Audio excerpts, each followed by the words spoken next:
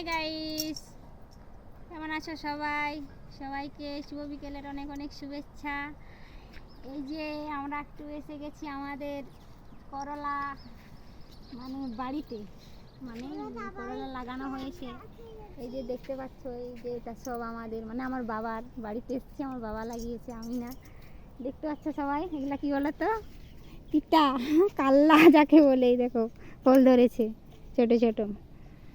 তো দেখতে পাচ্ছ সবাই, মানে দেখো এই যে আমার বাবার এই মানে জমিতে মানে ধান চাষ ভালো হয়নি, ওই জন্য কাল্লা লাগিয়েছে আর কি। এই যে পুরোটা, তাই পুরোটা এই যে দেখাচ্ছে যতটা, এটা সবটাই ওঠে আমাদের আমার বাবার।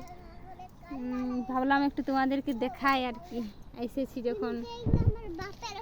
তো কারা কারা করলা চাষ করো কমেন্ট করে অবশ্যই জানিও, ঠিক আছে? দেখছো আমাকে কপি করছে কেমন আমার ছেলে।